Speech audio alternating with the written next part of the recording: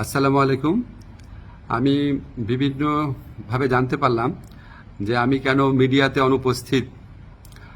এটা নিয়ে সোশ্যাল মিডিয়াতে বিশেষ করে বিভিন্ন জল্পনা কল্পনা হচ্ছে এবং কেউ কেউ এই ধরনের আজগুবি কথাও বলছেন যে আমি নাকি বিদেশে চলে যাচ্ছি। আমি সবাইকে আশ্বস্ত করতে চাই যে এই ধরনের কোনো পরিকল্পনা এমনকি চিন্তাও আমার মাথায় নাই, প্রশ্নই আসে না। আমি মনে করি এই ধরনের গুজব, গুঞ্জন এবং আজগুবি বিভিন্ন তথ্য যারা ছড়াচ্ছেন, এটা হচ্ছে আজকে ছাত্র জনতার যে ঐতিহাসিক জুলাই বিপ্লবের মাধ্যমে আজকে যে জনগণের প্রত্যাশা সৃষ্টি হয়েছে সেটাকে বিভ্রান্ত করা এবং জনমনে অহেতুক প্রশ্ন সৃষ্টি করার একটা অসৎ উদ্দেশ্যে করা হচ্ছে। আপনারা কেউ বিভ্রান্ত হবেন না।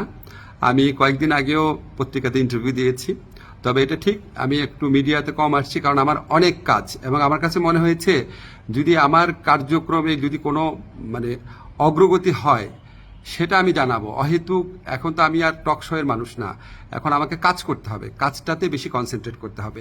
তো আমার প্রবাসী কল্যাণ মন্ত্রণালয় এবং আইন মন্ত্রণালয় দুই ক্ষেত্রেই কিছু অগ্রগতি হচ্ছে। অল্প কিছুদিনের মধ্যে আপনাদেরকে অগ্রগতিগুলো জানাবো। আর এই ধরনের গুজব গুঞ্জন যারা রটাচ্ছে তাদেরকে আমি অনুরোধ করব মিনিমাম ইনভেস্টিগেশন করে তারপরে এগুলি বলেন, না হলে মানুষ তো আপনাদেরকে মিথ্যাবাদী ভাববে, ঠিক না? এগুলি করা উচিত না।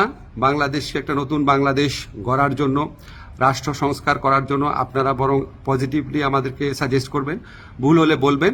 একদম সম্পূর্ণ আপনার আজগুবি, একদম অবিশ্বাস্য, অকল্পনীয় তথ্য এগুলি দেওয়া তো কোনো মানে হয় না, এটা এক ধরনের চরিত্র হননও। তো এগুলি করা ঠিক না।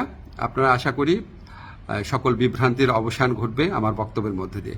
সবাই ভালো থাকবেন। ধন্যবাদ সবাইকে।